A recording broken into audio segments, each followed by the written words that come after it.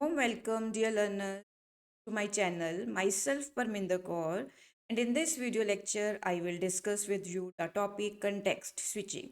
Dear learners, context switching का topic बहुत important है. Let's discuss. Now, what is context switching? Context switching means जब CPU जो है वो switch करता है एक प्रोसेस से दूसरे प्रोसेस के ऊपर, right? So context switching is a process in operating system where the CPU switches from executing one process to another. Means कि जब एक प्रोसेस एग्जीक्यूट हो रहा है बीच में ही इंटरप्ट आती है तो सीपीयू है वो दूसरे प्रोसेस के ऊपर चला जाता है, उसको हम क्या बोलते हैं? कंटेक्स्ट स्विचिंग बोलते हैं। जब सीपीयू कंटेक्स्ट स्विचिंग करता है तो वो पहले वाले प्रोसेस की सारी इंफॉर्मेशन को उसके पीसीबी में स्टोर कर देता है। क्यों कर देता है? सो दैट कि अगर उसको वापस उस प्रोसेस में आना पड़े तो जहाँ पे उस प्रोसेस को जिस स्टेट पे उस प्रोसेस को छोड़ा है उसी स्टेट से ही उसको रिज्यूम करा जा सके, right?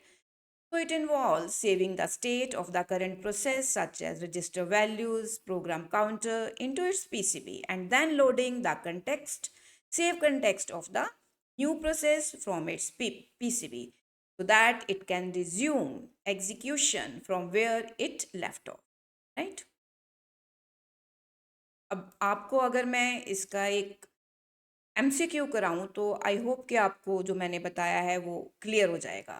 What is the main purpose of context switching? Whether the main purpose of context switching is to increase the CPU speed, store the state of a process for later resumption, to load a new process into memory, or to terminate a process. आप video को pause करके answer check कर सकते हो, means आप guess कर सकते हो. तो the correct answer is context switching means to store the state of a process for later resumption, right?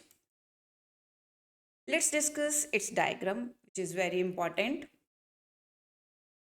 Diagram के थ्रू जब हम इसको एक्सप्लेन करेंगे तो आपको एक्सप्लेन करना easy. Suppose we have two processes, one known as process A, और जो हमारे पास दूसरा है वो है process B. Next process is process B.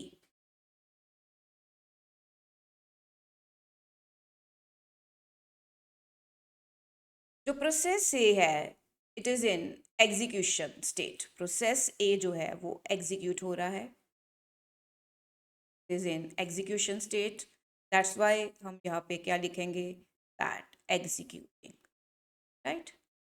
और जो प्रोसेस बी है, प्रोसेस बी वो इस टाइम पे जो है वो आइडियल स्टेट में है. प्रोसेस बी जो है वो क्या है? आइडियल स्टेट में. तो जो प्रोसेस ए है अगर उसने बी के ऊपर स्विच करना है तो उसकी सारी इंफॉर्मेशन उसके पीसीबी में स्टोर कर दी जाती है. सेव स्टेट इनटू पीसीबी ए, राइट? प्रोसेस ए जो है वो एग्जीक्यूट हो रहा है, राइट? और अब उसने बी के ऊपर स्विच करना है तो प्रोसेस ए जो है वो किस स्टेट में चला जाएगा? वो आइडल स्टेट में चला जाएगा. ये आइडल स्टेट में चला गया, राइट? और यहाँ पे प्रोसेस बी ने एग्जीक्यूट होना है, उसकी सारी इंफॉर्मेशन को रीलोड किया जाता है प्रोसेस पीसीबी बी से.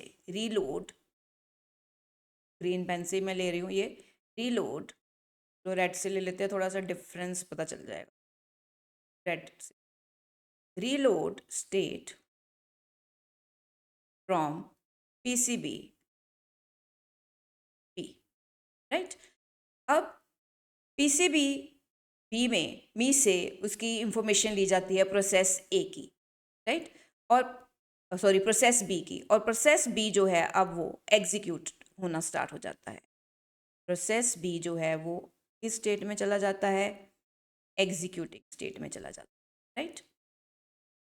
अब वापस प्रोसेस ए जो है वो एग्जीक्यूट होना चाहता है तो जो प्रोसेस बी की सारी इंफॉर्मेशन है वो सेव कर दी जाती है. Save state into PCB B, right. फिर उसके बाद प्रोसेस जो B है वो किस स्टेट में चला जाएगा, वो आइडल स्टेट में चला जाएगा। और प्रोसेस A ने एग्जीक्यूट होना है, उसकी जो इंफॉर्मेशन है वो, ग्रीन पेन ले रही हूँ, उसकी जो इंफॉर्मेशन है वो PCB A से ली जाती है। सॉरी, रीलोड आएगा यहाँ पे, हम क्या लिखेंगे यहाँ पे, reload, reload state from PCB A,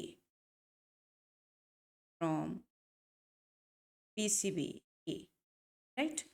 और अब जो प्रोसेस A है एग्जीक्यूशन स्टार्ट करेगा, वहाँ पे उसकी एग्जीक्यूशन स्टार्ट हो जाएगी, दैट्स वाई एग्जीक्यूटिंग है। और इसकी जो ये एग्जीक्यूट हो, राइट। तो मैंने आपको क्या बताया कि हमारे पास दो प्रोसेस हैं, अगर एक प्रोसेस एग्जीक्यूट है कर रहा है तो दूसरा प्रोसेस आइडल है। अगर प्रोसेस बी ने एग्जीक्यूट होना है तो प्रोसेस ए की सारी इंफॉर्मेशन पीसीबी में स्टोर कर दी जाती है। उसके बाद पीसीबी से जो सेकंड प्रोसेस है वो इंफॉर्मेशन ली जाती है, राइट। वो इंफॉर्मेशन को लेके फिर उसके बाद उसको एग्जीक्यूट करा जाता है। आप देख रहे हो जैसे मैंने आपको बताया, इसकी एक्सप्लेनेशन मैं आपको नेक्स्ट पेज पे देने जा रही हूँ। आई होप कि आपको डायग्राम जो है वो समझ आ गई है। सारी बुक्स में यही डायग्राम है, आपको ये डायग्राम मिल जाएगी। मैंने इसलिए बनाई है सो दैट आपको हैबिट हो कि हमने ये डायग्राम बनानी है। तो वर्किंग प्रोसेस आता है तो यहाँ पे एक्सप्लेनेशन है। Suppose if two processes A and B are in ready queue, if CPU is executing process A, तो प्रोसेस बी किस स्टेट में है, वेट स्टेट में है। अगर कोई इंटरप्ट आती है, if an interrupt occurs for process A, तो ऑपरेटिंग सिस्टम प्रोसेस ए को क्या कर देगा, सस्पेंड कर देगा and stores the current information of process A in its PCB. And फिर उसके बाद वो कंटेक्स्ट कर जाएगा दूसरे प्रोसेस के ऊपर जो प्रोसेस बी है। In doing so the program counter from the PCB of process B है वो लोड होगा और उसकी एग्जीक्यूशन जो है क्या हो जाएगी, स्टार्ट हो जाएगी। डियर लर्नर्स, अगर आपको ये वीडियो अच्छा लगे तो वीडियो को लाइक करना और चैनल को सब्सक्राइब करना मत भूलिए। Next question is what does context switching time refer to. बहुत इंपॉर्टेंट क्वेश्चन है कि कंटेक्स्ट स्विचिंग टाइम को हम क्या बोलते हैं। वन, या option A the time it takes to switch from CPU from one task to another. Option B the time a process spends waiting for IO। Option C, the time a process spends in the ready queue. और option D the total time from a process creation to its termination. आप video को pause करके answer guess कर सकते हो। The correct answer for this question is context switching time refer to the time it takes to switch the CPU from one task to another or from one process to another. Next question is in a context switching where is the current process state saved? Current process की जो state है वो कहाँ पे store होती है, क्या वो स्टैक में स्टोर होती है, पीसीबी में स्टोर होती है, क्या वो टेम्परेरी रजिस्टर में स्टोर होती है या मेन मेमोरी में स्टोर हो सकती है। आप वीडियो को पॉज करके आंसर गेस कर सकते हो। आई होप कि आपने अगर अच्छी तरह से पूरा वीडियो देखा है तो आपको पता चल गया होगा कि जो इन्फॉर्मेशन है वो कहाँ पे होती है, पीसीबी में। लर्नर्स, आई होप ये इन्फॉर्मेशन आपके लिए काफ़ी हेल्पफुल रहेगी। इस वीडियो लेक्चर में इतना ही। Thanks a lot, thanks for your time.